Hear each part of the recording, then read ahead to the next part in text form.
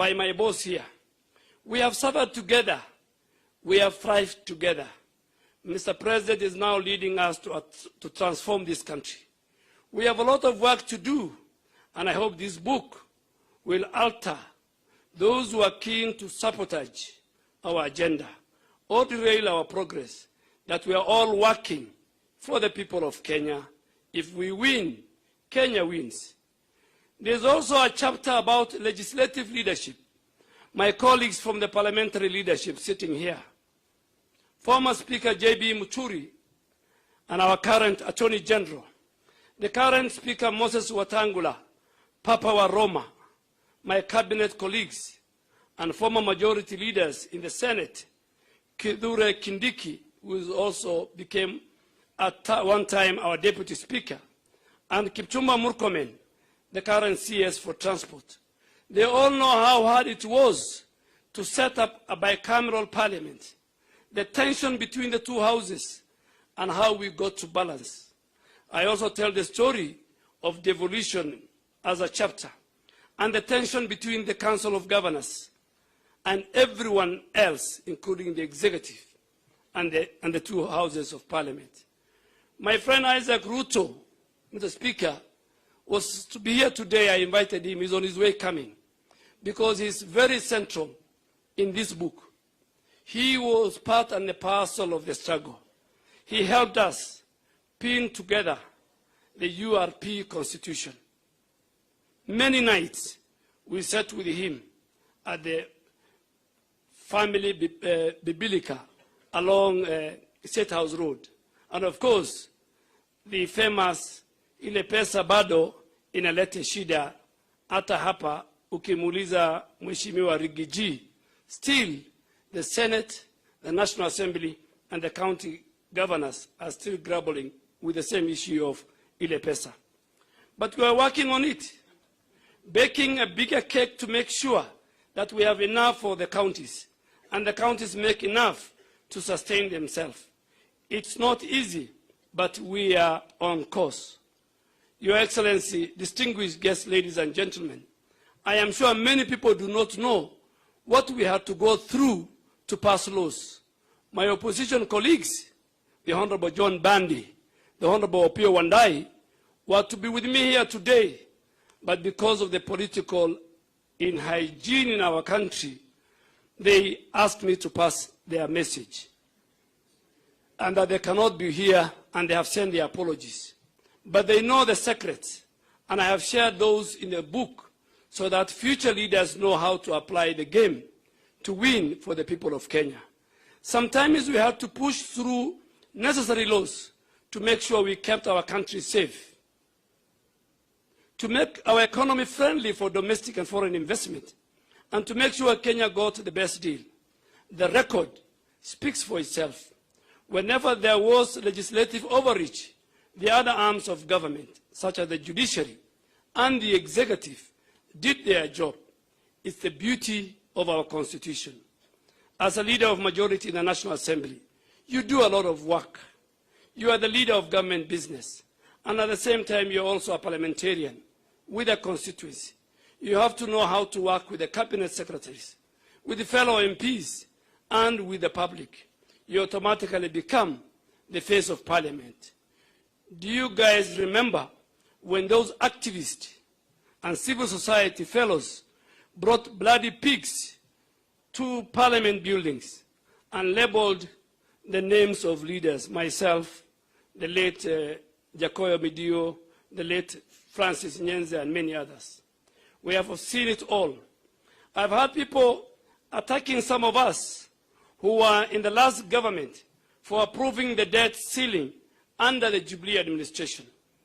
The borrowing came from good place. We wanted to invest as we baked a bigger cake.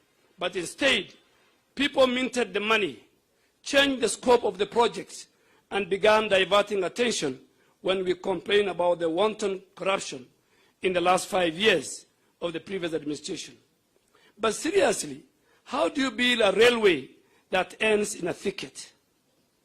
Move business from Mombasa, a thriving port in East Africa, to a bush. I know they say, build and they will come.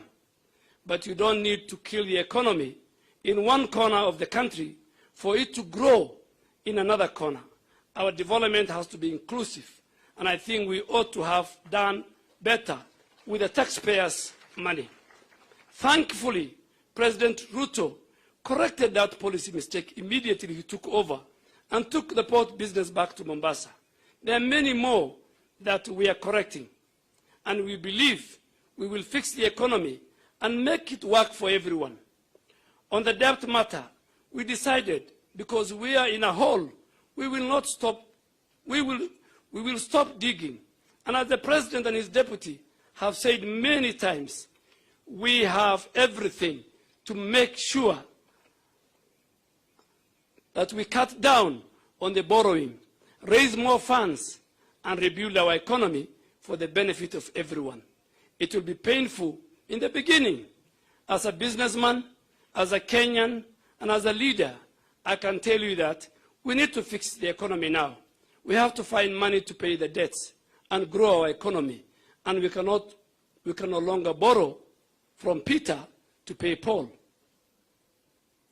Your Excellency, distinguished ladies and gentlemen, the Cabinet Secretary, Honorable Musalia Mudavadi, is here. He appears in one of my important chapters. He knows the story of 2013. He bought a copy of my book a few days ago. I did not tell him the inside story of the Madimoni scandal. He has his version to tell us one day. But for the first time, he gets to hear my side of the story. Maybe Honorable Musalia, when he gets the chance to speak today, he will tell us his side of the story of the Madimoni scandal. Honorable Musalia Mudavadi is a very tough man, a brilliant economist. I tell everyone that Musalia's speech, known as the earthquake, was brilliant. He diagnosed Kenya's economic problem very well. He knew the situation, and now together we are working to remedy that. When Musalia said, "Tusidanganyane," I felt it. He spoke his truth, many truth, and the truth of 50 million Kenyans. I put that on record too, and I hope he'll get the time to also put it on record. And his speech appears in my book.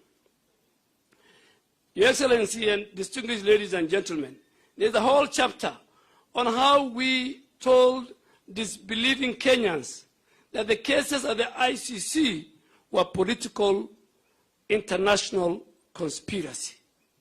Winning those cases was a master class in politics and in geopolitics. You just have to read the book to understand what the current president and the former president had to go. What we had to do to tell our friends, and many, many friends internationally and locally, that we knew their schemes and we were never going to deliver, the schemes are not going to deliver justice to the post-election violence victims in our country. But a book like this must have a very candid chapter, Mr. President. I have written a chapter on my ouster in 22 minutes. My ouster took 22 minutes at KICC. I served for 7.5 years, and it all came crashing in less than half an hour. Can you believe it? What could this book be without the inside story of the handshake and the suffering method out to my colleagues and Kenyans in the dying days of the Jubilee administration? You see, sometimes we think it's all politics. However, politics can get too costly. It affects the life of real people. We can be mature about it, play our politics progressively, putting public interest first. I have done it in my constituency for the last 16 years, and my development record gotten me elected 4 times in 4 elections in 4 different political parties. I just hope that putting this on the record, for the record, will help us and give us lessons to politicians. There is more at stake. They need to work for the people who elected them into office. Your Excellency, ladies and gentlemen, distinguished book lovers, as I conclude, let me recap that if this book inspires any hustler to pray to God, to work hard, and strive to succeed, then my job is done. I dedicated this book to my mother, a woman of courage, for teaching me all the values, and to the young people of this country, for all the hopes and the hot fires that you lit under our seats. I hope young people, and more so even in my house, and I think all I can speak for them when I say that as a government, we hear you. We will do everything we can under the leadership of our president to make sure you achieve your dreams. I also have a word to all the young leaders in Kenya who are excited about being in public office. Deliver what you promise. You have the next 4 years to do your job. If you don't, I am sorry, your opponent will have you for dinner. It's really a matter of planning. I hope my book helps you, will help you get more political lessons. Finally, I want to thank you all for coming. I don't take it for granted that you braved the traffic to be here for this launch. I'll be signing copies after the event. There are more books being sold out there. Grab one for yourself and more for your friends. You can still get the book from my website, www.adenduale.com, or from Nuria Bookshop, Prestige Bookshop, Yaya Bookstop, Kibanga Books, and many others. Your Excellency, and under my conclusion, let me pay tribute to men and friends who sit here, who played the ultimate role in a very difficult journey. The Honorable Minister for Interior, Professor Kindiki. He appears in my book at one page or one chapter as a brilliant constitutional lawyer who spent with us many days and nights at The Hague. And on other chapters, he appears as a leader of majority who became a victim of the deep state and the systems. And just because we happen to be your friend, when we didn't choose to be a friend, we all found ourselves in the space of politics.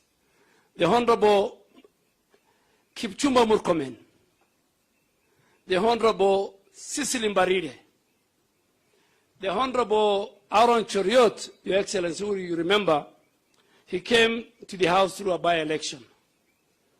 And I remember there was a Kericho by-election and a Malindi by-election, when in one of my chapters, I received a 411, where myself and Honorable Kipchumba Murkomen and others were implicated in a certain issues. So that chapter, I don't want to read for you that chapter, and that chapter, Your Excellency, is called "You Have Touched a Life Wire" in my book. Your Excellency, the former Speaker of the National Assembly, J.B. Muturi, has a lot of places in my book. Advice he gave to the former president when our colleagues in the Senate were replaced, and now the knife was coming for those of us. And of all, the day that there was changes in the National Assembly, Your Excellency, the only person I felt for was the Honorable Cecily Mbarire, the governor of Embu now. I said they should have left this lady alone. Those of us, when we go home, we can still survive. Your Excellency, our great Deputy President, a man of serious words. And today somebody told me, the only other politician we expect to write a book like yours is Rigiji. He is a man of the truth. So we expect Honorable Rigathi. our two brothers, Your Excellency, Honorable Musalia Mudavadi and Honorable Moses Wetangula, the earthquake, the conference that we went to Bomas, and the speech he gave, and the leaders who ran away when they saw you, is well documented, Your Excellency, in this book. Your Excellency, your speech at both Bomas 1 and Bomas 2 is well documented. And when I look at that speech you gave, the first Bomas, Your Excellency, at least we were there, myself and Honorable Kipchumba spoke. But in the second Bomas, because we were no longer part of their club, you are the only one who was there. And we felt for you as we watched from the TV screens that what will they do to this man? But God gave you the courage and the patience, and you took a lot of time. I drew a lot of lessons from your patience. They were heckling you, and you could say, so is it? You think so? You know, it was like, you think so? If you can convince me, I am ready to listen to you, you know, very calmly, you know. They humiliated you. So there's a huge chapter on that, Your Excellency. Your Excellency, my journey with you in ODM in 2005, and for record, the only time in my political journey with the president, and he allowed me a sabbatical leave, agreed, was during the 2010 Constitution.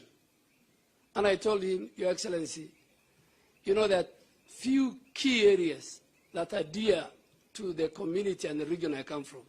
The card is caught.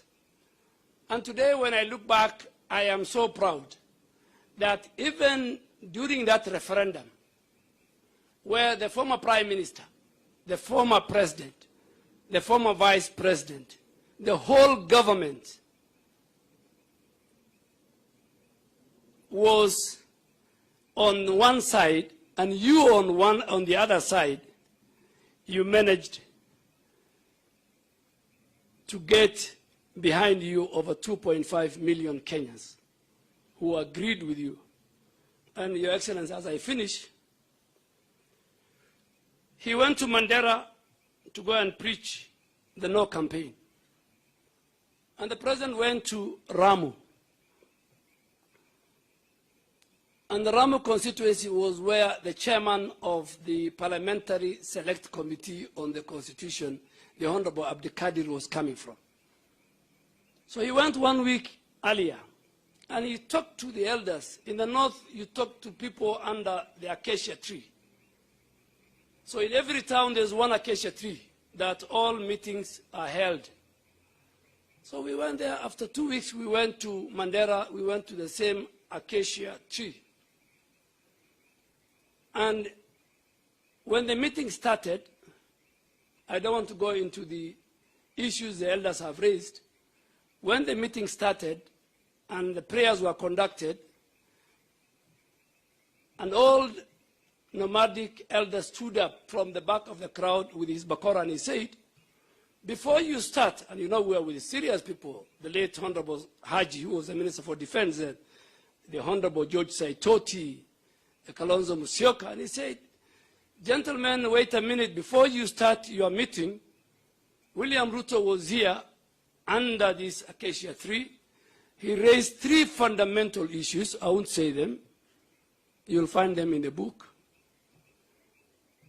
Because I don't want to offend people. And he says, unless you answer those 3 questions, which he said is in this constitution, you will not start your meeting. And you know, we pleaded, please listen to us, listen to us. He now mobilized other few elders. And he said, William Ruto's questions must be answered. And you can imagine, we left that place without answering talking to the people. When in the 2005, finally, there was a referendum of the banana and the orange. And that time, I was a young member of parliament. And the Iron Lady of then, and a powerful minister for constitutional affairs you'll find in my book called Mother Karua, and George Saitoti, and Kalonzo Musyoka, and many others went to Garissa. And by then, that region was completely against the Constitution, because there was extrajudicial killing, there were many issues. So they were not allowed to address a rally in Garissa. Unfortunately, with all her arrogance, it's in my book, Mother Karua stood and called a press conference, and because she was so powerful, she told the minister, Saitoti, and the local administration that you guys, we can come to Garissa, have a cup of tea, not address the people. You mean you can't even convince and talk to these refugees? A whole region, in her opinion, was inhabited by refugees. Your Excellency, I want to thank you for coming. I have many things to say, but I want to sell my book. I want money. And Your Excellency, you afford alone yesterday in the Standard. By evening, I have sold 400 copies. Today, by you gracing this occasion, I think we have surpassed 600 copies so far. Please buy my book. The proceeds will go to charity in honor of my late mother, because she deserves a lot. And Your Excellency, on the outset, I want to thank the editorial team. You will not find an error in my book. I want to thank and applaud the editorial team that helped me put this book together, the legal team that made sure the people I have described in this book will not go and take me to litigation, and did the copyright, and finally the bookstores who have in the last 10 days helped me sell my book. Your Excellency, finally, I want to thank most sincerely the diplomatic corps. The Dean of the African Ambassadors is here, the EU Ambassador is here, the French Ambassador is here, the Turkey Ambassador is here, the Saudi Ambassador is here, representative of the British Ambassador is here, the Swiss Ambassador is here, and the UAE representative is here, and many, the Moroccan Ambassador is here. I really want to thank the diplomatic community. I want to thank my colleagues, members of parliament who are here. David Ochieng is here. He has, I have a lot of stories in my book about David Ochieng. The chairman of the Pastoralist Parliamentary Group is here. Our cabinet colleagues are here. Senior government officials are here. Religious leaders are here. Defense attaches at the back I'm seeing from our foreign governments based in Nairobi. Your Excellency, that's my story. Thank you very much. Please buy my book, help me sell, and I hope the President has committed to me. When I showed him this book, he looked at me and said, what? And you know where we were? We were 33,000 above sea level. We were heading to Kampala. So I just came to his cabin and I said, Your Excellency, this is the book I wrote. He looked at me and laughed and said, welcome, Honorable Isaac Ruto. Please clap for Isaac Ruto. Thank you, Your Excellency, and I'll now the mic and maybe give about 2-3 minutes to very few of my colleagues who we share this journey together. Thank you very much.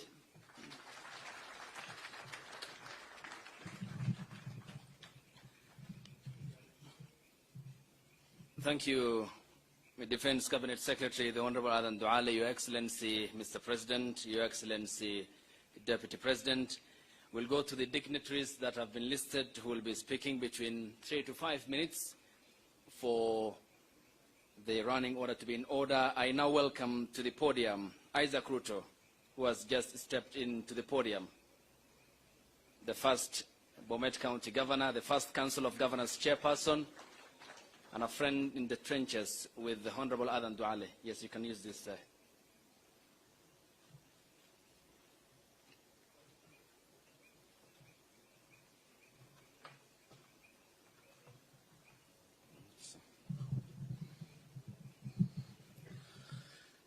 Your Excellency, the President of the Republic of Kenya, Chief Cabinet Secretary, Speaker of the National Assembly, my good old, I must apologize, the Deputy President, Your Excellency, Honorable Duale, Waziri, Tika, your Defense,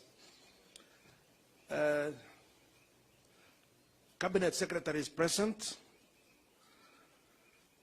members of the Diplomatic Corps, and all the distinguished guests.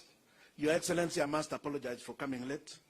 If I had seen Honorable Kipchumba Murkomen, I would have asked him to apologize on my behalf because I was held up at the escarpment for more than 2 hours. And I think it's all your fault. It can't be mine. There is no way it can be my fault. Anyway, Your Excellency, I must apologize for coming late, but just in time to speak. We kept in touch with Honorable Duale. Now, this is a great day for us. Honorable Duale has been a good old friend. A lot of people do not know how close we are with Honorable Duale because of sometimes we do some bit of public spots together, but all we enjoy the game. We've worked with Honorable Duale for a long time, especially during the 10th Parliament. And I'm sure one of the reasons why he was sacked as an assistant minister may have been something to do with his close associated with some of us. And he lost his job. I know presidents normally don't say why they have sacked. I don't know whether President Ruto will be different. But they normally, they normally don't tell us when you are being fired. It just happens that in the afternoon you are no longer in the office. Honorable Duale was one such victim, but we worked together. We pushed especially the agenda of the new constitution together in Parliament. We also stood for those that appeared to us to be unfairly treated. And Honorable Duale speaks his mind. And I think that is one of the things we share. He speaks his mind, even if you are not in agreement with it, he will tell it to you to your face. And I think we are grateful for the rise that has happened. And I have not had the occasion to read the book, but I'm sure it must have said all that which is true. Because he just notified me yesterday and I was in the villages. And I told him I'll definitely make it to come here. But Honorable Duale, I hope you'll continue being forthright, and I'm sure you have told us the whole truth in the book. It's good to be forthright. It's good to say that which you believe is right. And therefore, Honorable Duale, thank you very much. I'm sure this book, ni ya mama yako, na yangu, na wewe, tuendelee namna hiyo. Asante sana, and God bless you.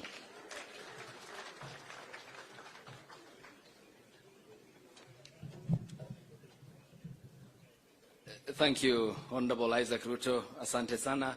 We move on, and up next is the East African Legislative Member of Parliament, the Honorable Kanini Kega.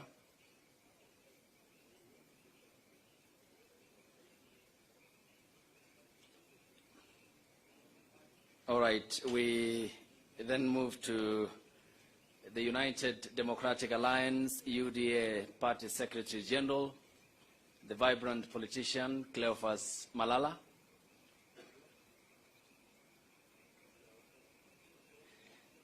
On to Honorable Dido Raso, who will speak on behalf of the Pastoralists Parliamentary Group. He is here, obviously present. Thank you.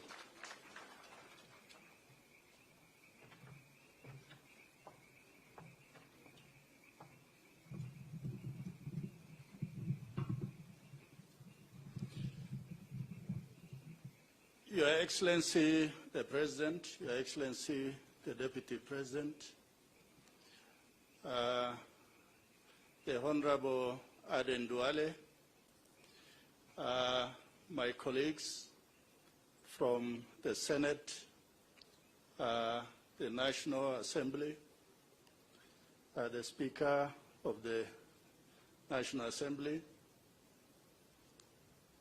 distinguished guests, ladies and gentlemen. I stand here as a member of the Pastoralist Parliamentary Group and also as their patron. I am a third member of Parliament representing the constituency of Saku in northern Kenya, Marsabit. I'm privileged to be here and to speak on behalf of my colleagues. Honorable Duale, we found him in Parliament. He was not just a brother, a colleague, but he was like a father figure for those of us from the north. We learned many from him, and at the same time, he allowed us to hold firm positions, to be loyal and truthful,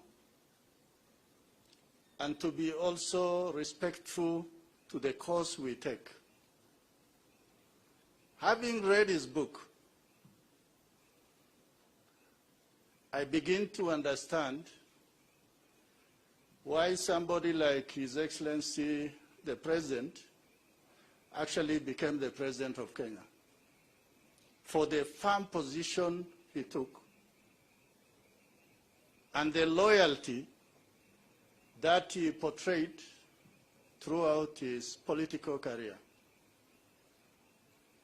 For many of us who are in Parliament, I think we must begin to read that book to take away a substantive portion of it, that you don't have to play the game of others. You must play your game. And finally, there's one thing that we learned from Aden Duale. And you know, sometimes 2-3 years ago, there was something called the WikiLeaks, where as somebody came to, I believe, the US Embassy, they were able to pick some things. And then somebody else relayed, and this thing was serialized internationally. And sitting with a smart person like Aden Duale, one must be very careful that you don't drop the pen, because he will note it very quickly that this is something. And throughout, he carries around a book. For him having been the leader of majority, I think sometimes he made the ultimate price for his politics, and sometimes even we feared that this person will be put down because he is sticking his neck out too much. So thank you, Aden Duale, for sharing your story with us. We will buy the book, and we will also buy the books for some of our schools, so that the young and upcoming leaders of this country will find a place to say that, yes, this is where I started. With those remarks, I thank you very much.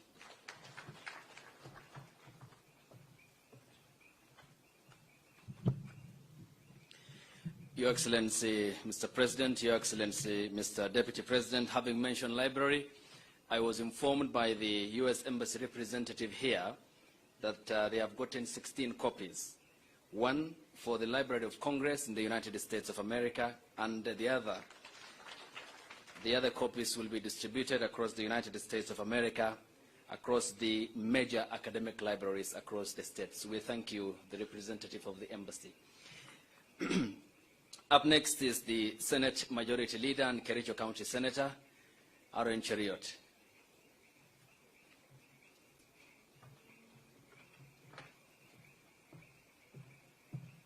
Your Excellency, the President, Deputy President, Prime Cabinet Secretary, the Chief Celebrant of the Day, the Honorable Aden Duale, and all dignitaries that are here, I greet you all good evening. I'll say three quick things. Number one is that when you're speaking, CS Duale, three things came to my mind. Number one is that you have achieved so much because you went to a great university. I know the university that you went to, tucked somewhere in the green, beautiful, lush highlands of the Rift Valley. When you were in class, you didn't have the distraction of matatus running next to your classroom or a discotheque distracting your activities as a student, like some of your neighbors next close to you. I'll not say who. Secondly, Aden, the thing that I celebrate the most about you is that you are a man of immense faith. You know, when you talked about standing by your friends, I remembered a picture that is in the book. If you go through the pictures that are in this book, you will see among the many photos that are in the collage section of the book, you will see a momentous day in the political life of our president, the day that we launched URP at the Bomas of Kenya. And there's a famous photo where he's holding the horn, the sign of our party. If you look at that high table, it has about 6 men. Out of all those 6 men, the only one who supported your presidential bid is Aden Duale. The rest failed by the wayside, and they chose different paths. That speaks to you, that you're a man of great and immense faith. You stand with your friends. Of course, third is that as a senator, you know, I'm seated there between the people that preceded me in the office of a majority leader of the Senate. And when you're speaking between us, we were consulting quickly. When you're speaking about the challenges of devolution, and we said there must be something that you forgot to list as part of, on the chapter of devolution, that on the side of the senators, we hold the view that you are one of the challenges to devolution. I don't think you believe that, but it's a common joke in the Senate. But I know it's for good reason. Now that I serve in this office, I appreciate and know the kind of things that you do. But lastly, because we've been told that 2 to 3 minutes we should be done and out of here, is that I want to challenge my colleagues that are here. It's not every day that you do something that will live 100 years after. There are big politicians in this room and big people, men of means, people who've achieved. But I want to tell you, until when you do what Aden Duale has done, you are yet to do something that will outlive you. Record what you have achieved, the things that you are doing, so that 100 years from now, when none of us is still in this room, there'll be a testimonial to the things that you did. So thank you, Aden Duale, for challenging us. I hope all these leaders that are gathered here, together with everybody else, will find time to read. Of course, the last thing that I will say is that there are many people who ask themselves, where do you get the time to read? But I know that you have a lot of time on your hands. You read a lot of books every day. It's only unfortunate that those books are in the form of WhatsApp messages, TikTok videos, and all the time that you spend on your phone. At least take time to split between that time and reading a book so that you add on to your wisdom and the things that you need to know. Thank you very much, CS Aden. Thank you for giving us this great gift. God bless you, and God bless you all. Thank you. Mr. President, Mr. Deputy President, I now welcome Governor Cecily Mbarire, Embu County.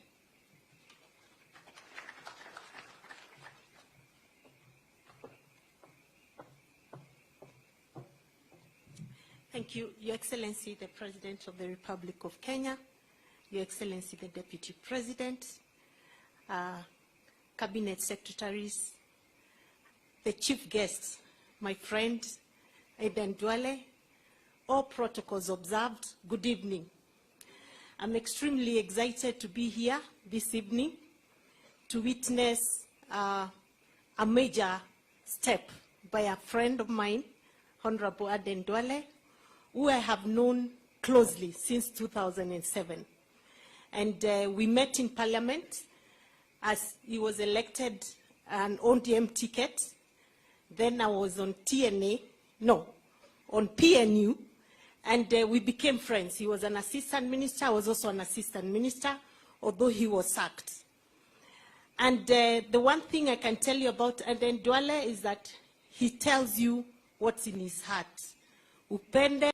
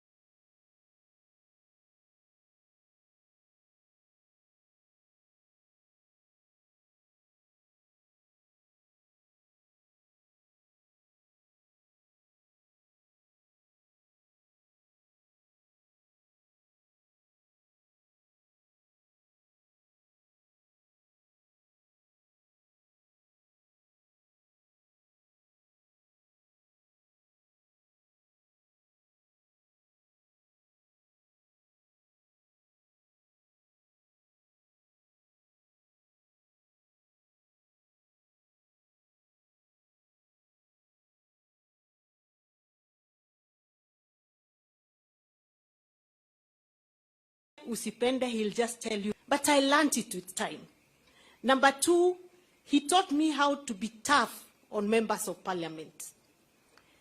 The most difficult group to deal with, and I'm sure Osoro will assert that today, is members of parliament. Because you're leading leaders.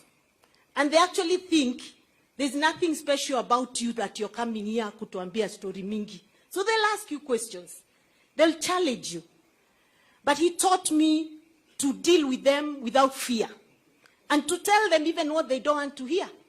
Including, wewe uache mchezo, hii ni serikali. And we did that, and we passed every single agenda of the House, of the government of Jubilee. We made sure it passed, through thick and thin, including the infamous security laws. And he's a team player. He worked very closely with the speaker, with us, and he would call us to agree on certain things before they come to the floor of the House. And he was loved and hated in equal measure. Sometimes the MPs loved him so much. Sometimes they didn't like him at all. But that didn't stop him. He continued pushing the agenda. And that's why for me, Duale, I want to say this, that even as you fought that I should not be sacked, and I know you really fought hard for me, and I know the one man who fought so hard for us was Speaker Muturi then, until they started putting question marks on him. Is he really one of us, or is on the other side? I did not think for one moment that you deserved the sack. I believed your loyalty to Jubilee government, to the president then, was beyond measure. You had undivided loyalty to the president then. And any time you spoke, you always reminded me that we must support the agenda of government. And I remember when things started going as they were going between the president and the deputy. We'd sit down with you and we'd really discuss these things and we'd say, let's see how we can get these people waskizane. But it was difficult. So the one thing I remember, and I'm looking forward to reading that chapter, was the day you were sacked. When I was sacked, it was in a PG in State House. And the first phone call I got when I left the gate of State House was from you. Come, you told me, no, sis, I'm so sorry. You didn't deserve this. I'm really sorry. And then I remember telling you, I really doubt they'll touch you because you've done a very good job for this government. Of course, the second phone call was from His Excellency, the President. And I was actually just getting to my house. I wanted to go home and just cry out the pain and the anger and frustration. And he called me and told me, please come over to my office. And when I went, I remember you looked at me and started laughing. And then it hit me, it's not this serious. There's life after this. So we survived because of that encouragement. But fast forward, KICC, special PG is called. At one point, we were told the president is coming. The next point, we were told, no, to be on Zoom. And we are sitting there. And I sat at the end because we were already very tired of the government. And we were right at the corner. And I remember Duale was seated, of course, being the majority leader, is seated in front there. Then I watched as, you know, MPs prosecuted the agenda. And I listened to the president say, you know, sometimes friendships and leadership are different. And I'm like, what? Then the next thing, proposal. One lady stood up and said, we want to remove the majority leader. And another one who had no idea where she came from, supported. And Honorable Duale was gone in a second. And I think I felt more pain that day than I did when I was actually sent packing. Why? Because I didn't understand how somebody who has delivered so much for a government can be victimized for no apparent reason. So as we walked out, I remember walking to where the leader was, and I told him, I'm sorry, you didn't deserve this, but guess what? We'll live to fight another day. And our time is coming. And I didn't know you went through so much pain alone after that, but you never showed it. You went to the backbench and continued working like a normal member of parliament. So I want to really appreciate what you've been to us. I want to appreciate that you mentored me as a deputy whip. You taught me the ropes of parliament. You gave me strength to push even very unpopular agenda. You told me that it is possible as a leader at certain levels, you do even the most unpopular things because that's the agenda of government. So I appreciate you, my brother Duale, and I wish you well. Obviously, Your Excellency, you're getting Duale out of the political scene has changed quite a bit because it's not normal to have Duale not speak for a whole month. And the only time he speaks is in some event of the ministry. So I keep feeling you are misplaced. And I'm not saying you should come back, but I keep feeling we've lost a very big voice in the political platform. And I'm very sure sometimes you look at us and wondering why we are not speaking like you used to. So we will try and do and fill that gap that you've left out. So otherwise, thank you so much, Duale. Thank you for mentioning me in your big book. At least my name is somewhere. I thank you.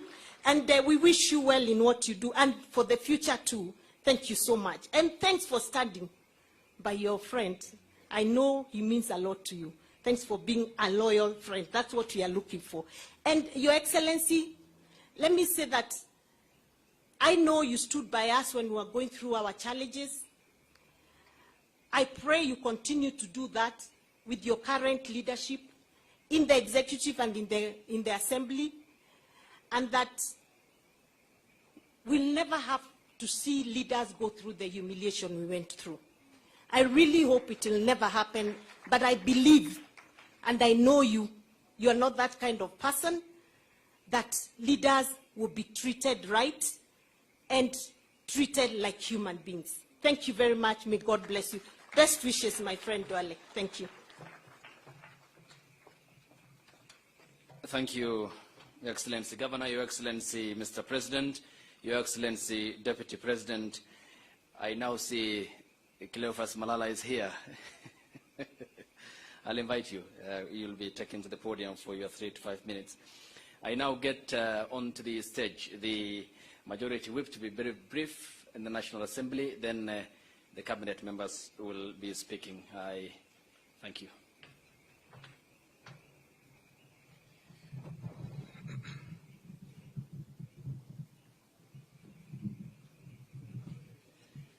Your Excellency, the President of the Republic of Kenya, Your Excellency, the Deputy President, Prime Cabinet Secretary, Right Honorable Moses Wetangula, the Speaker, and all protocols observed.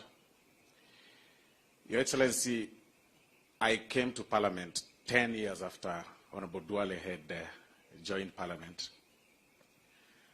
And it was quite admiring to share a plenary with Honorable Duale because we were used to seeing him on TV, on debates, and in political scenes, in political rallies. But there are two things that Honorable Duale used to tell us as new and young members of Parliament. Number one, he told us that never forget your family. I remember him telling me that do not leave your wife for whatever reason. And today when I see you seated next to your wife, I see truly you live by your words. Number two thing that Honorable Duale used to tell us, Your Excellency, is that government does not lose. At times, things could be very challenging in the flow of the House. But he would say that you cannot lose. And he was very sharp to the extent that when situations were challenging in the flow of the House, he would be smart enough to withdraw when he does not have numbers in the flow of the House.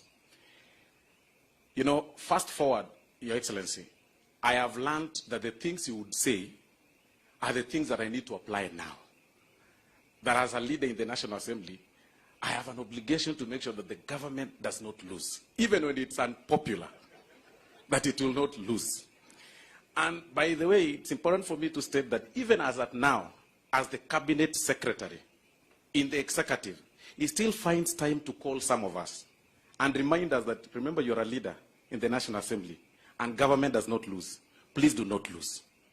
Although, Your Excellency, there are times that I questioned myself on really what friendship is in terms of politics.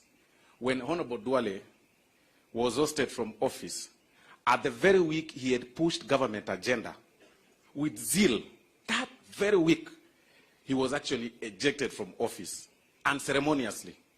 But of importance is the way he behaved even after that.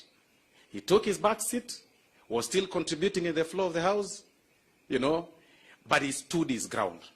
That shows that when you believe in something, then stick by it. And that is what you've learned from you. But in copying the words that Honorable Duale said, Your Excellency, I believe you also owe us a book. And I think it's important for me to say this. We need to know what happened in 2002, that you only left 3 of you behind Uhuru Kenyatta when you lost in 2002. And I think you need to know that. Then years later, like Honorable Duale has said, at Bomas, of course, there were issues. But what happened at the holding room before you came out? Because what you saw is at the plenary. But there was a holding room. You, Right Honorable Raila Odinga, and His Excellency Uhuru Kenyatta. What were you guys discussing about that made Uhuru laugh all through when Right Honorable Raila was making his speech? Those are the things that we need to learn all through. But in conclusion, Your Excellency, with the fact that government does not lose, I also want to assure you that even the finance bill will pass. Government does not lose. Thank you very much. Thank you, Honorable Silvana Sosoro. And now to Environment CS, Soipan Tuya. Karibu Waziri.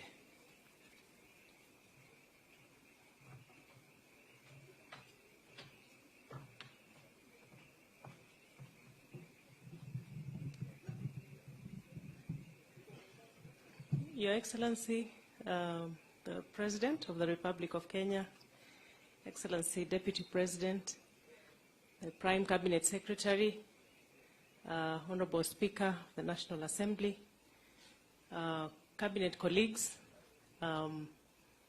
members of the diplomatic community, members of parliament, and everybody here. Clearly, I did not know I was going to speak. I think it was by design. But first is to congratulate my brother, Honorable Duale. I'm a mentee of Honorable Duale. Only that I'm not as loud as he is. But he has taught me a few political tricks during our 10 years period together in Parliament. And he actually came to my rescue during the infamous "The Ayes Have It." He stood by me when the speaker was somewhere behind the speaker's seat, and all my colleagues in the speaker's panel had deliberately absented themselves from the country. And I was called from maternity leave to deal with a very tough task. And from interactions with Duale, we had a small chit-chat before I went to the seat. And the rest is history. The other day I saw it replayed, and that's one of the tough things that we had to, through thick and thin, make sure that government business was passed in the House, and not to say that we did anything wrong with the verdict of the Ayes Have It. It's a story for another day, and I'm sure probably for another book. And I'm hoping, because I've not yet read the book, that Duale might have done an account of the true story behind the Ayes Have It.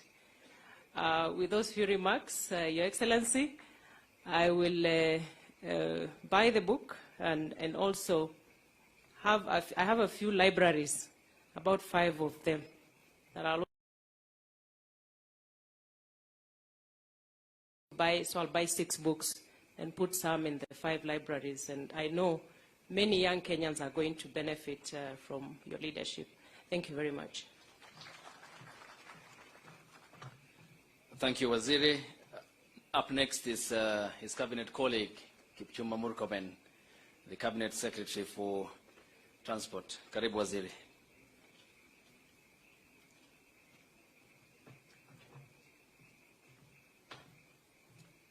Your Excellency the President, Your Excellency the Deputy President, Prime Cabinet Secretary, Honorable Speaker, my colleague and the Chief Guest, Honorable Aden Duale, and all distinguished guests, good evening. I am actually the least qualified to speak about Honorable Duale, and I consider myself extremely privileged that he has reminisced our interactions in a number of chapters of his book, from Kenya to The Hague and back. And since Honorable Duale is my big brother, I want to start by saying thank you very much for putting me in a book. At least if I don't write anything, someone will read me somewhere in your book, and they will ask themselves, who was this Murkomen? Number 2 is to really say that I came to know Honorable Duale because I was recruited to the School of Politics of William Ruto. I was actually picked like the way Jesus picked his disciples. And those of us who have worked with President Ruto, you know he is deliberate in recruiting people to work with him. He actually recruits. So I was this political analyst, and one day he had looked for me, and I had heard a word that he had said derogatory things about me to my member of parliament. So he told my member of parliament, where were you when this one was going, talking all these things he's talking on TV? I hear Lina told him back and said, but he was in ODM with you. I wasn't hearing you. So one day he calls me. Okay, coincidentally, we met at the airport. And so we land in Nairobi, and he spends 2 hours speaking to me about leadership and politics. And so he recruited me to his School of Leadership, and since then I've never left. That is where I met Aden Duale. I was a young boy, the briefcase carrier. Although I was a university lecturer at a young age, I was the one who used to take the notes behind the scenes. At some point, I was a mutu mkono of Isaac Ruto, trying to reclaim UDM, which was being taken away from us. And soon thereafter, I became the mutu ya mkono of the entire team to work on the URP agreement. And in the process, Duale was always there. One thing about Duale, one thing if you don't know about President William Ruto, he knows how to arrange his team like a coach would arrange, like Pep Guardiola would do it. Even though I don't like Man City, but he knows how to arrange his team. And so everybody had a strategic job to do in this URP. Even, I dare say, Honorable Chirao Hale Makwere had his role. Do you remember, Mr. President, I asked you, why would you go around with Chirao Hale Makwere? What votes will he bring? You told me, no, this is my Biden. because Obama was the president and he was younger, and there was a Biden old man called Chirao, who was the vice president. So I said, okay, it's fine. So in the rallies I used to observe, Duale would speak at the most critical moment of the rally. And amidst the noise and the loud voice of Duale, there are very few public speakers who speak often consistently and deliver a message from the beginning of the speech to the end. If you doubt, go to the speeches of Honorable Duale. Honorable Duale will speak in a way that when the president now comes to speak in the culmination of the rally, everything had been brought together. It is now number 9 who is going to score the goal. And the president, you know, will just be clapping when Duale is speaking because he knows how to package. It is through this school of William Ruto, where Duale was a top student up there and we were trainees, when I learned that even rallies and speeches and messages planned. And so we would sit, Duale would come around and say, what's the message today? Then we'll sit around and work on the message. And then we put together. Then Duale will be the last person to deliver. So one thing about Duale is that he is a team player. He is an eloquent speaker. Number 2, Honorable Duale is loyal. Loyal to his friends. And sometimes loyal to a fault. I actually believed that after we were axed from the leadership positions, I actually thought you would choose to go with President Uhuru Kenyatta. We had actually literally given up. In fact, I admire your tact because, maybe I should not say too much, but let me say this. For a long time, Duale would not call directly. He was still calling on WhatsApp. Those of us who had surrendered, we knew our days were numbered, had already been calling each other directly because even plotting openly what we are going to do to Uhuru Kenyatta. But Duale would come at night and come and sit with the president. So Uhuru Kenyatta was not wrong to sack you because he knew there was no doubt that anything was going to be plotted against the President William Ruto and you are going to sit in that room. So you must give him credit also that it's because of your loyalty that he had to get you out. But even in the hardest moment, there is no day Aden Duale betrayed President Uhuru Kenyatta. Not a single day. Not a single agenda of government that he sabotaged because he believed that the president was not supporting his deputy. He remained consistent, and that is the kind of leader you need when you are in leadership. The last thing I'll say about Honorable Duale is he was also wrong in many ways. I don't think I agreed with Duale in many things. And we disagreed publicly. Yeah, we disagreed publicly. Duale would get so worked up, and we would go and tell the president, you know, hii mtu yako ni msumbufu. Hii mtu boss, weka hii mtu kando za ingine. Particularly, we disagreed completely about the bicameral legislature. I was a mutu wa mkono of first majority leader of Senate, Professor Kindiki. And I think there are many things that you hurt us, Duale. Because sometimes you are like an elephant. When you pass through a place and you believe in something, you will clear the path completely. And many of your friends will agree with me that if you believe in something, everything else will have to give way for it. And even where we wanted to compromise a lot, to negotiate and compromise bicameral legislature, we never, you are no time for compromise. That's where we lost you. And as my friend, I'll tell you the truth, as a honest man.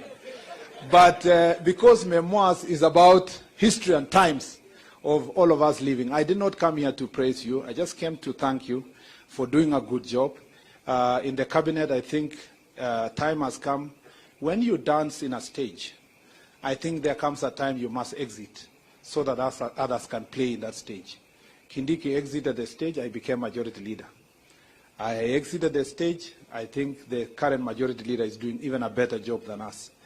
One thing I've learned, and I think that is something we must all learn, from Dr. William Ruto, because we are all students of his school, including what he has forwarded here, is that as a leader you must not be petty.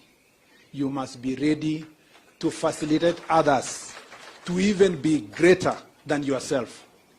And you must be patient in mentoring people. If President William Ruto was someone else, he would not continue to have Duale as his friend, because so many people came to him to tell him, you must leave Duale. So it was not just loyalty of Duale to President Ruto, but President Ruto was also loyal to his friends to a fault. And that's why he stood by Duale and the way he has stood by him. I don't want to say much because I would look like I will be soliciting you to be kept in cabinet forever. Let me just say that I admire what you've done. You've challenged us. I am not ready to write a book now. Some of us are not as courageous as yourself. There are some things if you say now, some of us don't want to commit yet. And there are some things you said in that prologue. Honorable Duale, in men's conference this year, you will be disciplined. Thank you, Mr. President.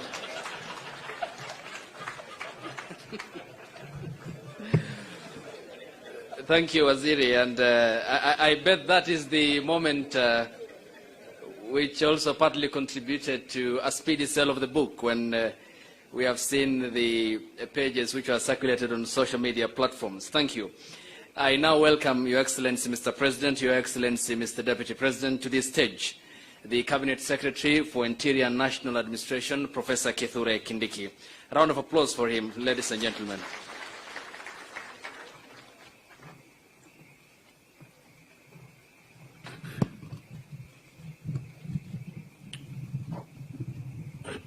Mr. President, Mr. Deputy President, and all the important guests present here, my friend, my brother, Aden Duale, and your wife.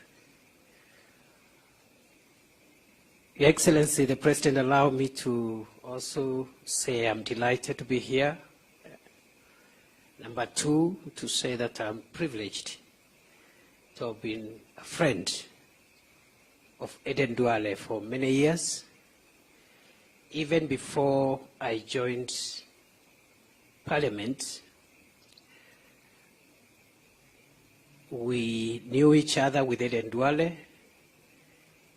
because of the ICC. In the years preceding the 2013 election. And we spent very many days and nights agonizing when we were in trouble and celebrating whenever we had breakthroughs. We don't have time to recall so many things that we can say. But Aden Duale, you've done us proud. Unlike my brother Kipchumba, my book is also on the way. And that is the way to go. President Ruto has taught us, those of us who have learned leadership under his feet, he's taught us loyalty. And tonight, there is no greater testament of what loyalty does than to see my brother Aden Duale launching his book here as the Cabinet Secretary for the Defense of Kenya. It's amazing. My brother, I think you have still some reward, even greater rewards in the days ahead for loyalty. The only caveat is that unlike betrayal, loyalty is paid in installments. Betrayal is the one that is punished instantaneously. But loyalty is paid in bits and pieces over time. You have shown us and you have proved to us that the world has no place for betrayers. And I have no doubt in my mind that the painful moments we went together were to prepare us to happier and greater moments. Lastly, Aden Duale is many things, very many things. But the one thing I've learned about him is that Aden Duale is a very conscientious and religious person. He's a man of faith. I have learned the lesson. For those of us in politics and public life, as much as we do what we must do in the public space, we must take care of our private, spiritual, and family lives. And I have very many examples because I have interacted with Aden Duale at very close and personal levels. And I have learned that that separation is very important. And lastly, many people believe politicians love money. Aden Duale and his experience has proved that not all politicians love money. Because if it were about money,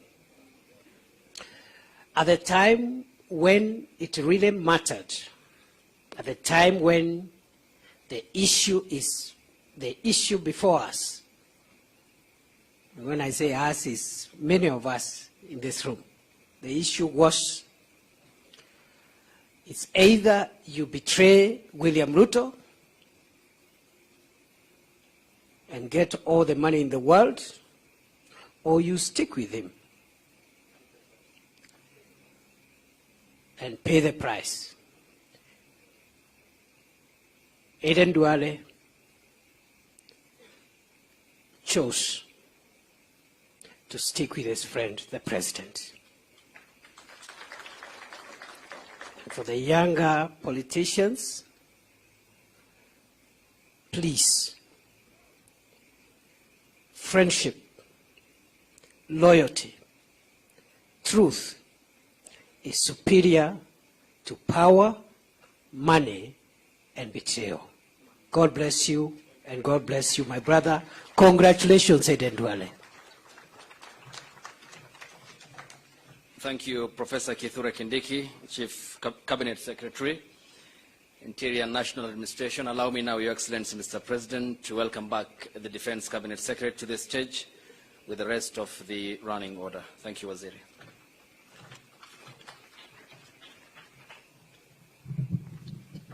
Your Excellency, what we agreed with Isaac Ruto, he didn't say it. Last night, when he was in Bomet, I told him, please don't revisit when we were in Narok University on this maneno of E-Pesa. But he assured me, he'll say that sasa, hii serikali ni ya mama yetu, which he did not say.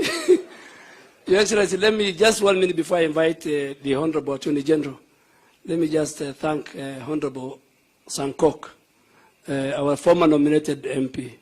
This man stood with me when we were sacked. We formed a caucus of Cecil Mbarire, Aden Sohome, Kimani Ichung'wah, who is in the US, and many others. And every day he was diligent.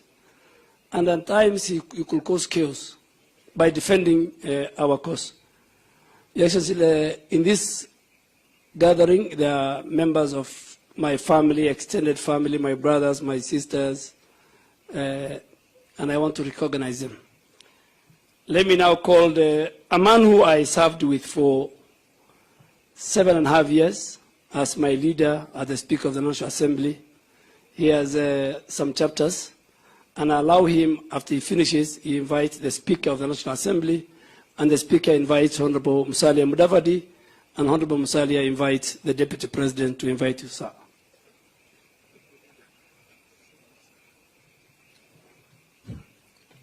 Your Excellency, the President of the Republic of Kenya, Dr. William Ruto, Your Excellency, the Deputy President, Prime Cabinet Secretary, Cabinet colleagues here present, governors, my classmate, sorry I forgot to, my classmates, the 8th, the Honorable Papa Waroma, members of Parliament present, the members of the diplomatic corps, distinguished guests, ladies and gentlemen, I'm happy to come and say a few words about for the record, because some of the things that the Honorable Duale has said, that the government does not lose. I have the record. But Your Excellency, I did not know the Honorable Duale very well before the 11th Parliament. But I used to see and admire some things that he used to say, and they formed some small, I think that's almost the renegade group in the 10th Parliament with my friend Isaac Ruto. But Your Excellency, you recall the meeting we had at the Great Rift before the 11th Parliament was inaugurated. And on the 31st of March 2013, members came to the House, and I was watching as you had told me, you hid me somewhere, and I was just watching. This guy, I don't know him very well, but he's busy mobilizing people to vote for me.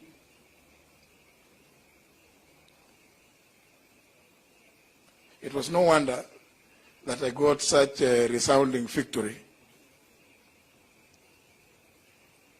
Fast foot forward, Your Excellency.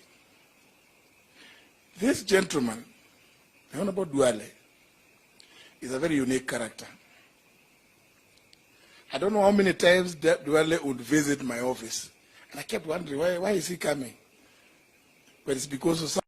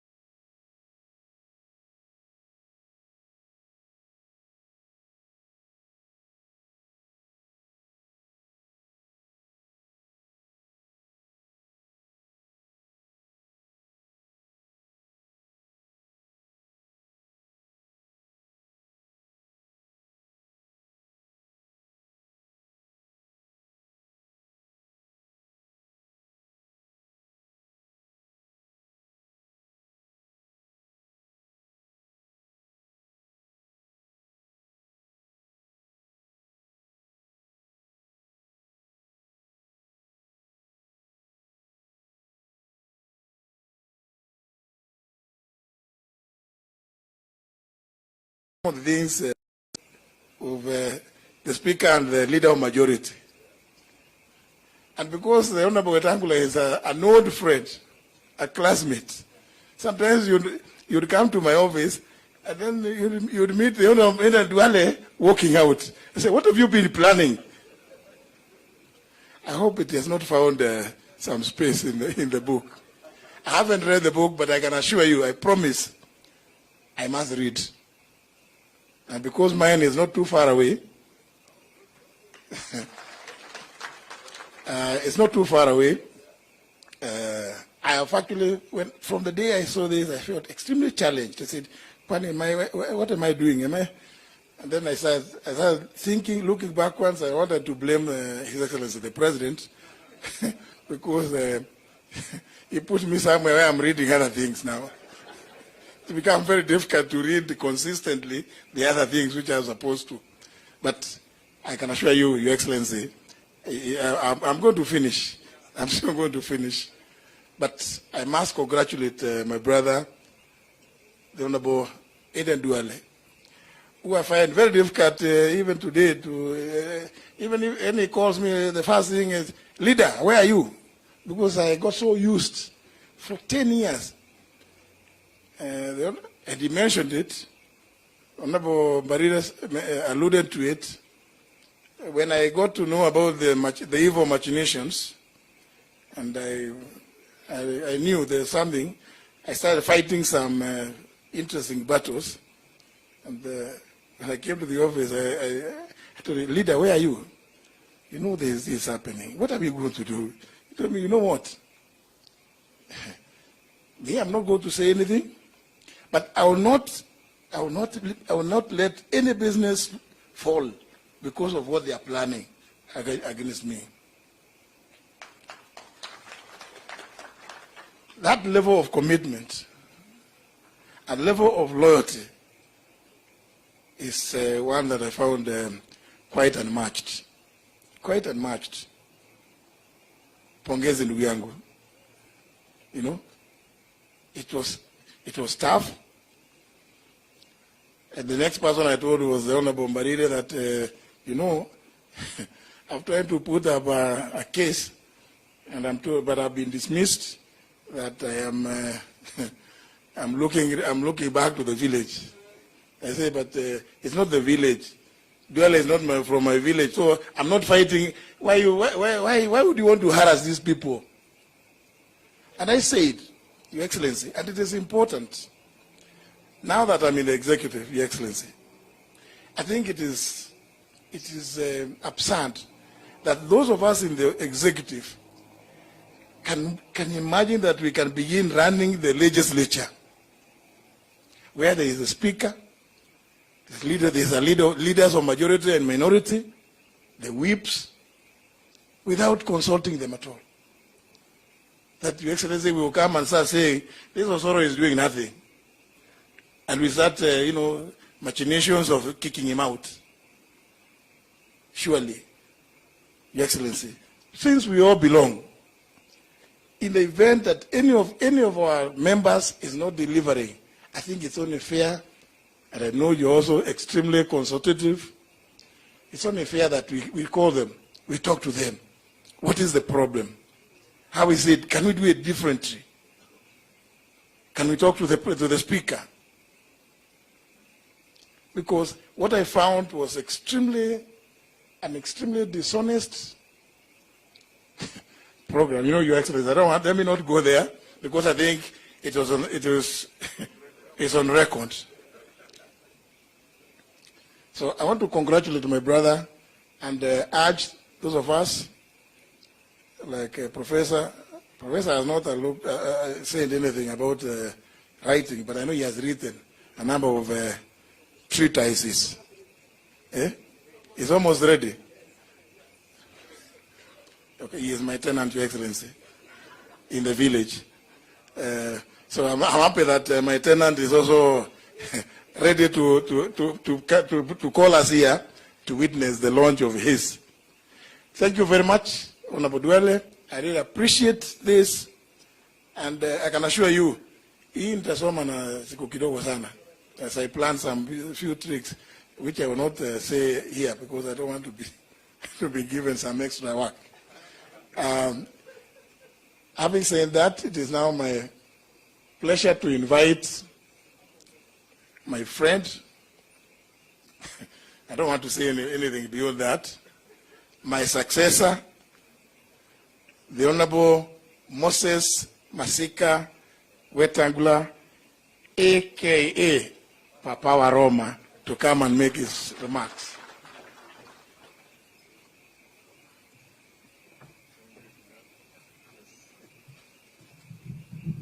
Thank you very much, Honorable Muturi. We fondly call each other Kijana. Your Excellency, our President, Your Excellency Deputy President, and all protocols as established, including my dear brother Aden Duale, our chief guest today. In 1989, I represented a man called Mohammed Shuriye. He had been accused of murdering a conservationist called George Adamson. I was instructed by some member of parliament from Fafi called Ibrahim Salat. When I got him acquitted, a week later, while in my office, some tall, lean young man walked in to come and say thank you for representing my uncle. And that lean, tall young man was Aden Duale. And we knew each other from then and became good friends. Yesterday, Aden Duale walked to my office with a copy of the book, signed it for me, left it with me, and in the evening I did a quick John F. Kennedy type of reading of the book. And I can stand here and tell you, Aden Duale, that you have told a good story. And Chinua Achebe said, don't wait for anybody to tell your story. You must tell your story. And everybody must tell your story. Reading this book, Aden Duale has just led Kenyans into the most poorly guarded secret of Kenya's politics. Backstabbing, betrayal, arrogance, greed, name it. It's all in this book. But what is important is that those of us who know Aden Duale, you know, one time when I was unceremoniously stripped of the position of leadership of the minority in the Senate, and I had spoken with mercurial English on the floor, Aden Duale called me. When I picked the phone, he laughed uncontrollably for 2 minutes. And I asked him, why are you laughing? He said, I knew it was coming. Because you're working with people whose political trademark and tool of trade is backstabbing and betrayal. So you've just joined the rank and file of those who have been betrayed. That is one of the chapters in my book that is forthcoming.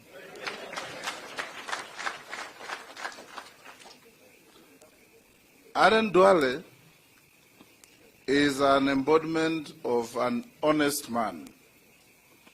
Honest to a level where Malcolm X would have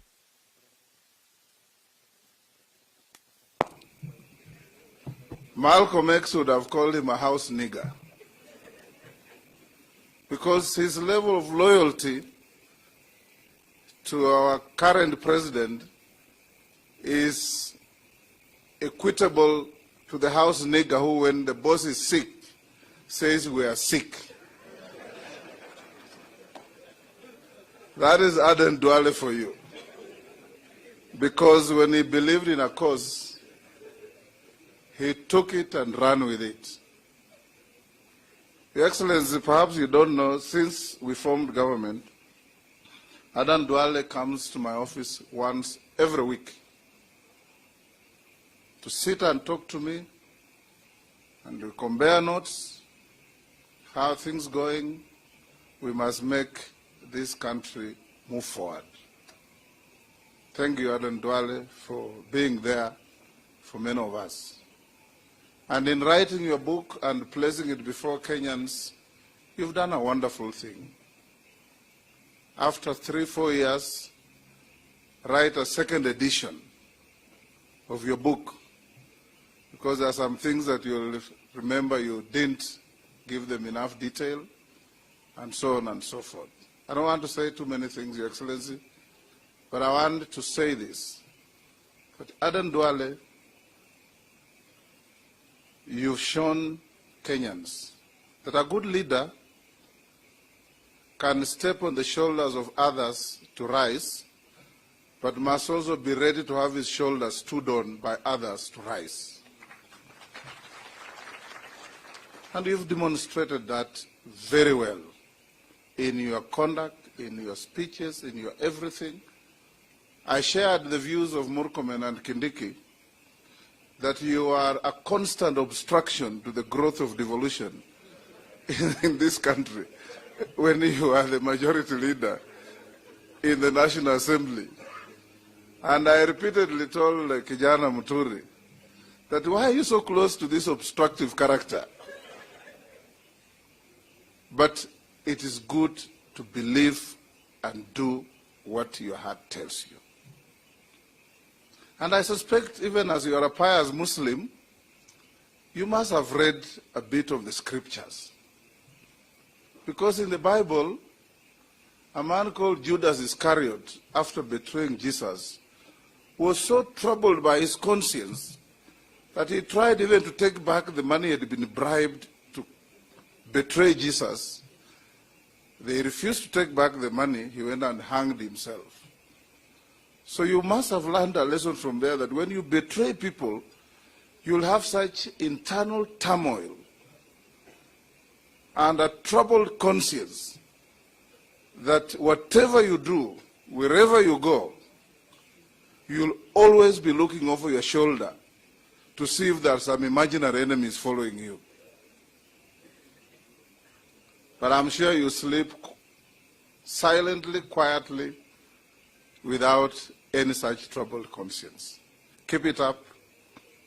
Lastly, your angle that I defended did not finish paying my fees.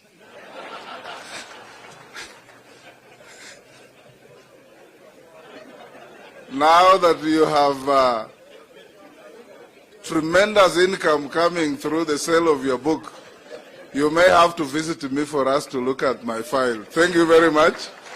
I'll now invite the Honorable Musalia Mudavadi, our Prime Cabinet Secretary. Hongera sana ndugu yangu Duale. Keep it up.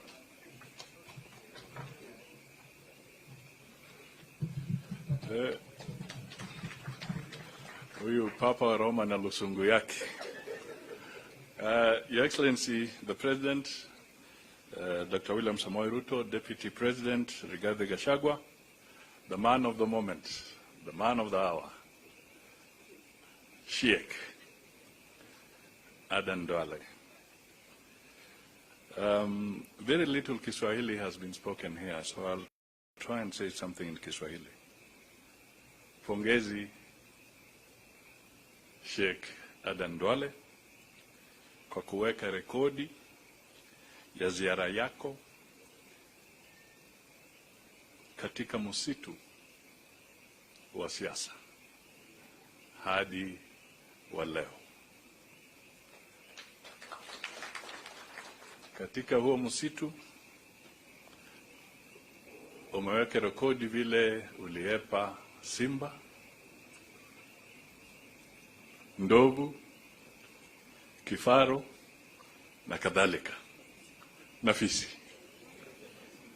Kwa hiyo tunasema pongezi kabisa kwa sababu umetupatia rekodi hiyo, na ni vizuri wenzetu pia watupatie rekodi yao tukienda mbele. But now let me just point out one or two things. I had a chance to also scan through the book, and there's a thread of courage. It takes a lot of courage to say the things you have said, but also to have gone through those things and you come out in one piece. You have been very frank. You have also shown that you have endured and you have the capacity to endure and to go through challenges without falling apart.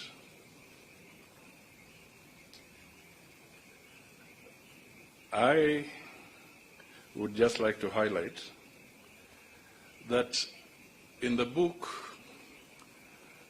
you juxtapose political deceit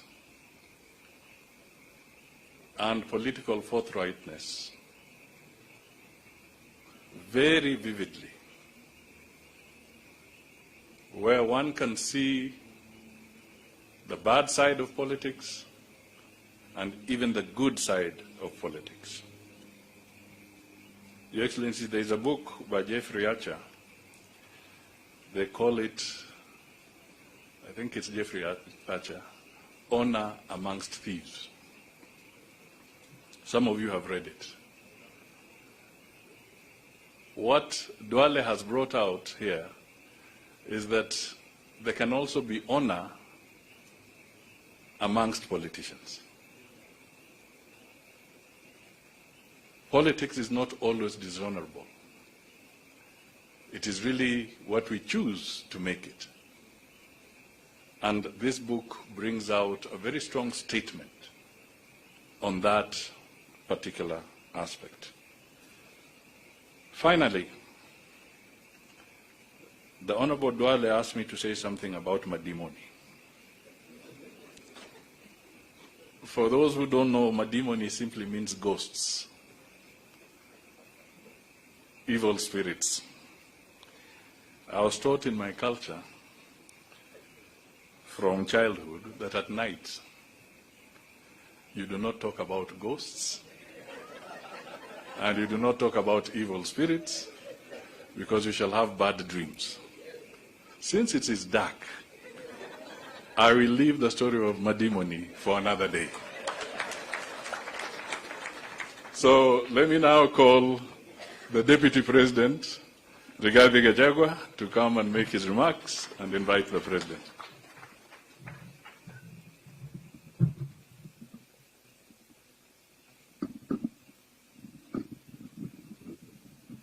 Kiongozi wetu, Your Excellency President William Ruto, the Prime Cabinet Secretary, the man of the moment, the Honorable Aden Duale, and all the good people gathered here this evening. Good evening. Your Excellency, today we have left it to Duale to be the truth person. And we want to say that, Honorable Duale, you have done us proud, because putting to account for the record is good for this country. The people of this country for a long time have been very uncomfortable with the truth. Very uncomfortable. And this is a new beginning. Most of them have a few problems with us because of being truthful. As we have just spoken, we have put nothing on record. At least Honorable Duale has started putting it on record. It's the right thing to do. And Your Excellency, I will not be writing anything shortly because I don't think Kenya is ready yet for me to put on record what I need to do. I think let me allow Professor Kindiki, the Attorney General, Papa Aroma, a few people to get, it's a gradual thing, to get Kenyans to get used to the truth. In another 2, 3, 4 years, when I assess Your Excellency with your guidance, that these Kenyans need to hear the story on the difficult journey of the ascendancy of President William Ruto to the presidency and the futile attempts to stop him. We'll record that when the time comes. And it will be interesting. And Kenyans need to know the truth. Your Excellency, what the Honorable Duale has done is a very big step in our attempts to bring to an end the politics of deceit, conmanship, and betrayal. Because conmen and betrayers fear being called out. So I think it's a good practice we start calling them out and giving an account of the intrigues around power. Your Excellency, I must admit today, because I'm a truthful man, that when Honorable Duale was sacked, I celebrated. I may look a mischievous person for celebrating the sacking of Duale, but I had a good reason. Your Excellency, Honorable Duale was in our team, but he was not available because he was in Parliament. He was in the National Assembly pushing the agenda of Jubilee and President Uhuru Kenyatta. So when he was sacked, I was very happy because he was now available for us in matters strategy and in matters messaging. And we took advantage. Kenyans hate betrayal. Kenyans hate people being treated unfairly. Kenyans knew the kind of work Aden Duale had done for the President, Kenyatta, and Jubilee, and were very unhappy the way he had been treated. So when we were going out with the President William Ruto, we would send vehicles to announce that in our entourage will be one Aden Duale. And Kenyans would turn up to listen to Aden Duale because they felt he had been treated unfairly. The same thing happened with Kithure Kindiki. When he was Deputy Speaker, he was not available to strategize for us. So when he was shown the door, the man was available 24/7. The same with Murkomen. So in a way, one of these days, when President Uhuru Kenyatta gets time and compassion to give me our audience, I'll thank him for chasing away these people. Because by doing so, he created a solid team that had a great resolve to succeed. Because the truth be said, if William Ruto had lost, it would have been very difficult for this team.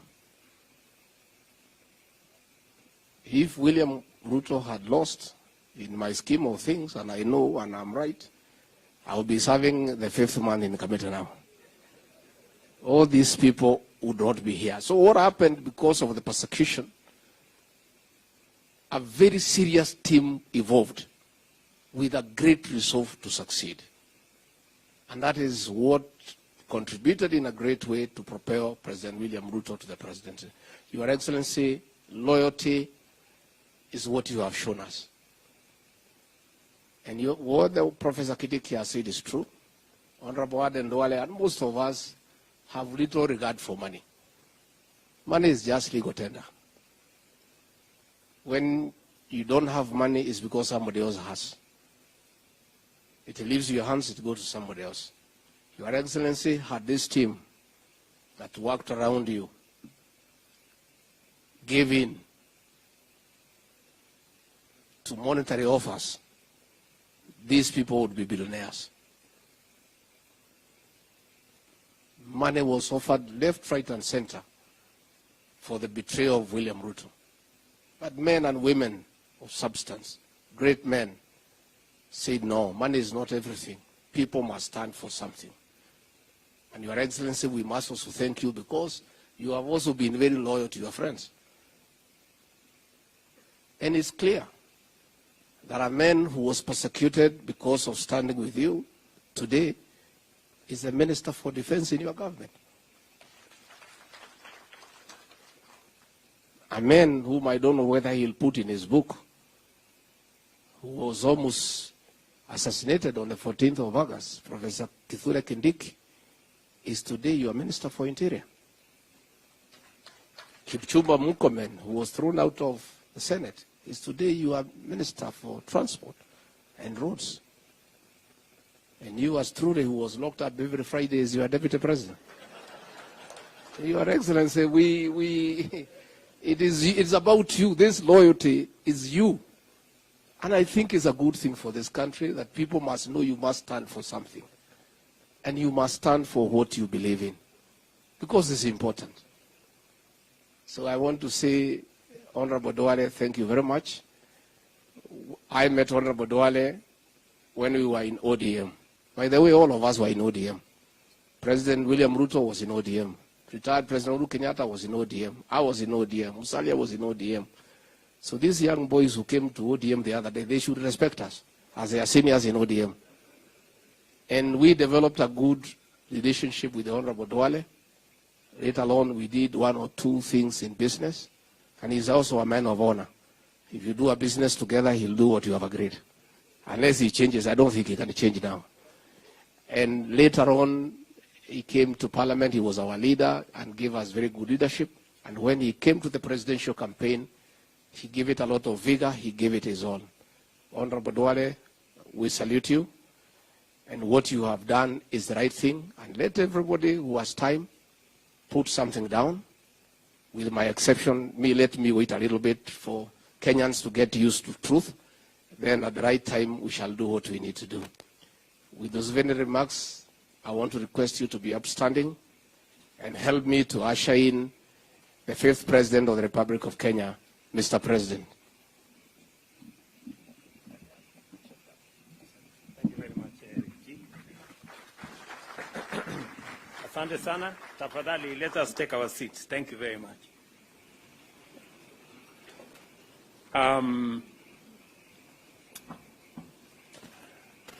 My friend Aden Bare Duale, distinguished leaders present here this evening, members of the Diplomatic Corps, Mama and family, I am very happy this evening.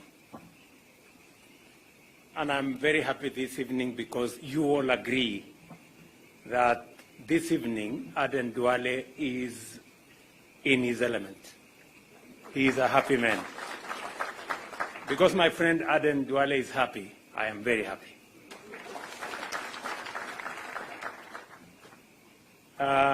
He has said many things. I just want to underscore that it is true I have been to Aden Duale's house countless times. And it is true what he said, that all the time, whenever we are in his place, we are served tea and food. He already did not say that it's normally not done by him. It is done by this great lady, gracious lady. Thank you very much, Mama, for standing by my friend Aden Duale. I know you have been a pillar. You've always been there for us during the highs and the lows. And I am very happy that today you're here again to celebrate this moment with my friend. I know a very strong case has been made for us to do what we should do. But listening to, reading the book by Duale, and I haven't quite gone into detail about that book, and what Kindiki is about to do, and what Papa Aroma is about to do, I do not know what will be left of me to write. Because these people have cannibalized my story, and it's now being in bits and pieces. but I will assess what is left of my story at an opportune moment, and then I will write the balance. Maybe it will not be on the record. Maybe this time it will be off the record, or something. But let me say the following. Aden Duale is a solid, trusted, and dependable friend and Kenyan. I have walked and worked with him for 16 years. In that 16 years, we've gone through every kind of political experience and situation imaginable. In ODM, in UDM, in Jubilee. Together we founded a political home in URP, in UDA, and finally in Kenya Kwanza. Bare is a trusted and trustworthy person and has no time and place for political betrayal, backstabbing, and the use and dump philosophy perfected by many. I don't want to say who. When I found out Duale was writing a book, I was not surprised. In the years I have known Aden Duale, candor has been his most consistent quality. But candor is not enough if one does not have a story to tell and a message to deliver. The value of this book is that it tells a complete story. Often most people have a version of events and therefore fail to grasp the full import of certain actions and words, especially those of men and women in public life and political office. Honorable Duale has provided unprecedented access to 2 decades worth of political action, conversation, and events.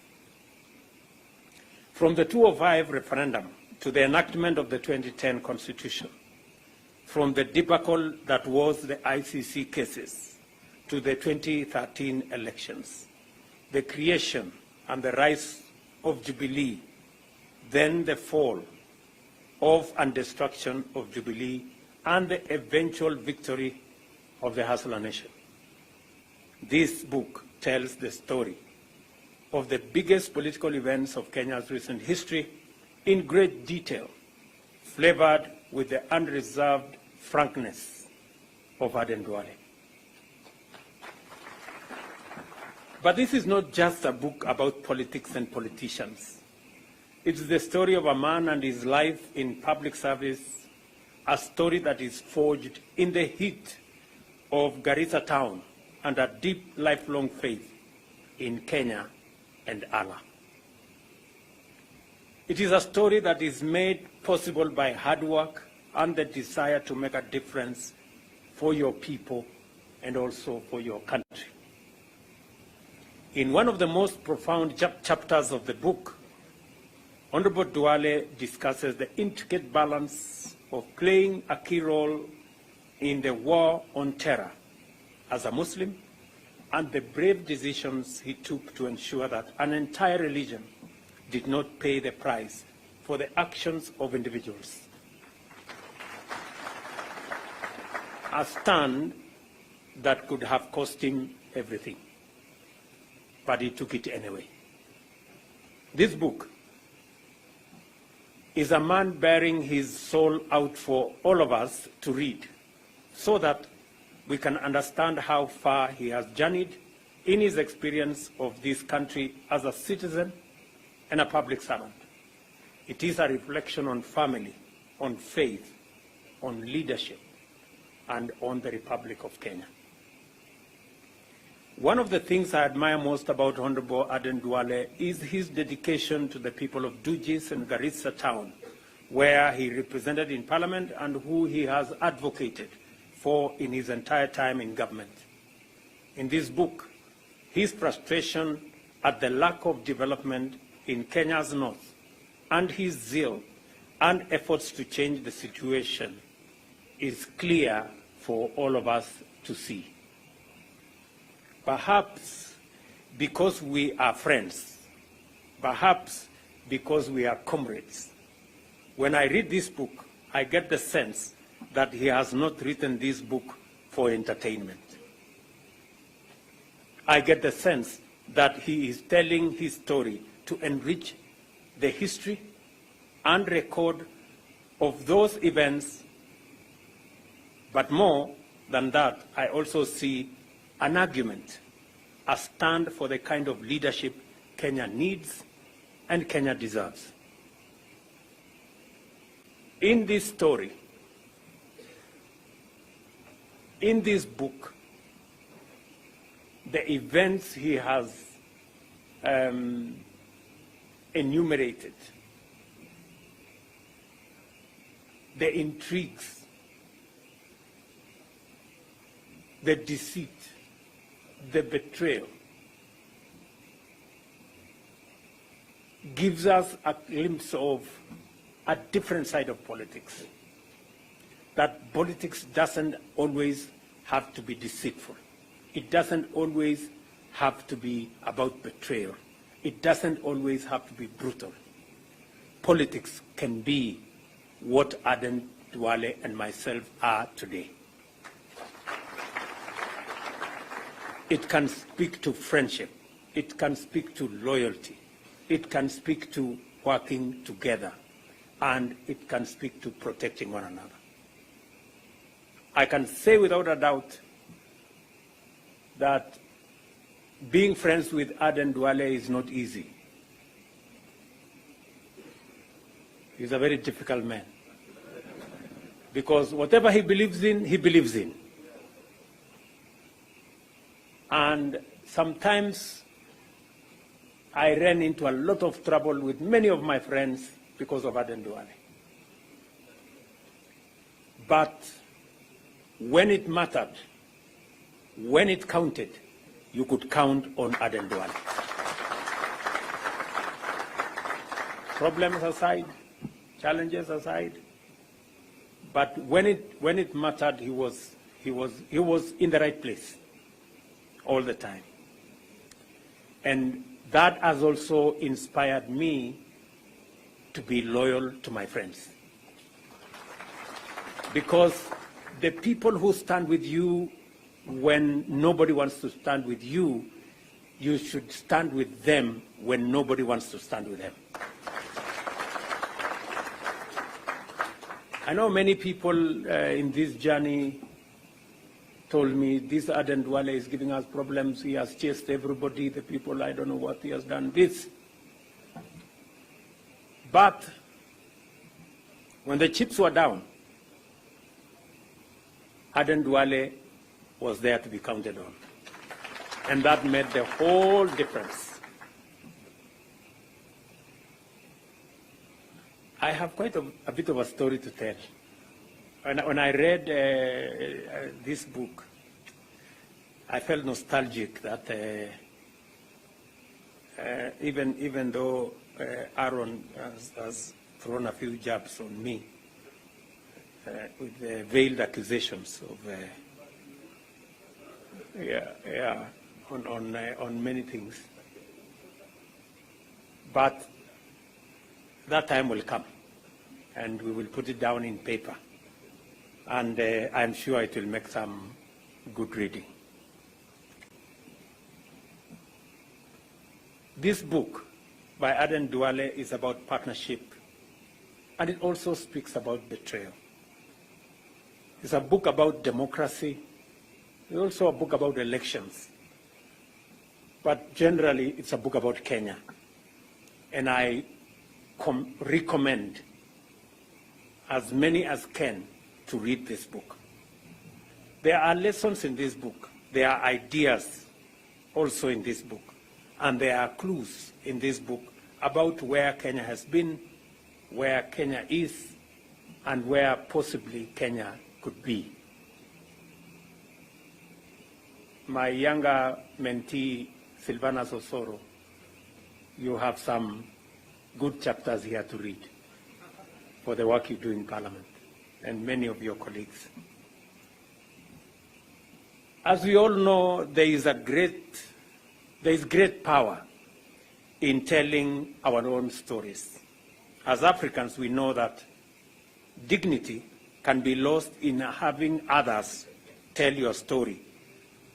And so I want to thank Honorable Duale for making the effort and the time to tell the story he has told, for this significant dose of truth.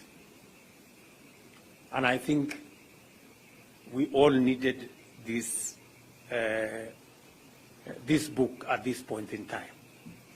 I want to encourage my good brother, younger Professor Kithure Kindiki, to expedite his works. And the rest of us. I would really want to read a story, the book of Cecily Mbarire, a girl, and allow me to say that, a girl that I really admire because she's intelligent, measured, and makes the right decision. There is when I write my book, I'll write something about you. You know, there was a moment you really surprised all of us. We didn't expect you to make certain decisions, but we were amazed. And I know many of my friends know that. I am looking forward to the book of Papa Waroma. I know we will have a problem with the English, but we will try. We will try to read. I think we will need a dictionary to accompany, please, if you can, to interpret. And of course, all the rest of these good people here. I am truly happy this evening.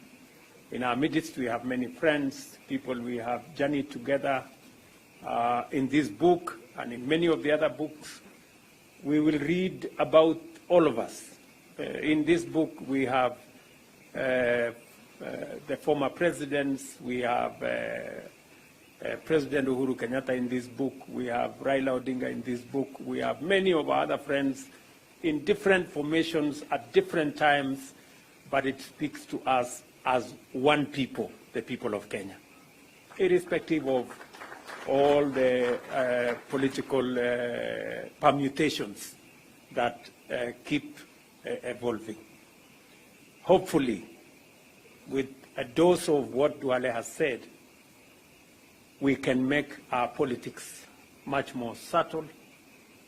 We can eliminate deceit, betrayal, and conmanship from our politics and make our politics much more decent, much more people-centered, and we can build on solid political parties and political formations that are anchored around a philosophy about our country, about where we want to take our country.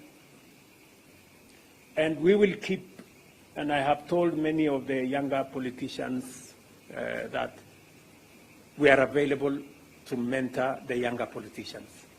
It is the best thing we can do for our country. And we want the younger politicians to be better than us. We want them to be better than, so that they can do better than we have done for our country.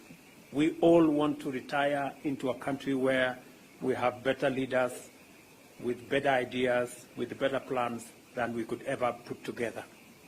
That is our the heritage we can put in place. And part of it is what Duale has done, to write a book so that apart from the mentorship we are giving these younger ones, they can also read, they can internalize, and they can learn, and we can have a better country.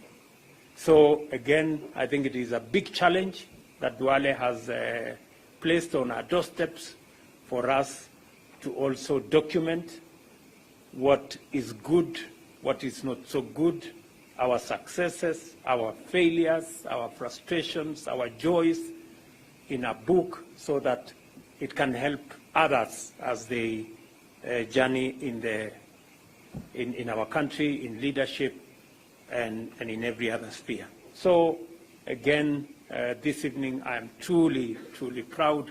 Congratulations, Aden Bare Duale, my friend. You have taught me loyalty. You have learned from me loyalty. And we've all grown together as friends. And hopefully we can, the younger politicians can learn from us that loyalty pays. It's paid for me. I'm sure it's paid. We all know it has paid for Duale. It's good to be genuine about friendships. It's good to be loyal to friendship. And it's also good also to speak your mind when times calls for speaking your mind. And I don't want to say many things because I have good material for my book. Yeah, on many of these people sitting here and all the things that we've come through. And you agree with me that I have a very difficult team. Just imagine Isaac Ruto on one corner, very difficult person, very problematic. Aden Duale on another, very problematic. And somehow you have to figure out how all these people must be part of a team. It is quite something. But by the grace of God, we have always built a team. And of course, we are waiting for Rigiji to write the book about the truth. I think yours, we call it the truth.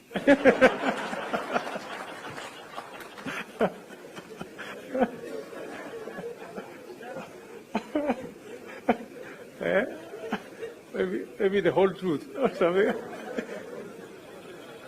All right. Yeah. So again, congratulations, Duale. Congratulations, Mama and the family, and to all the future writers who are here and those who are not here. Asanteni sana. I don't know whether I said everything I wanted to say. I think I'm also a bit excited. I think I've said everything I wanted to say. So congratulations, asante sana.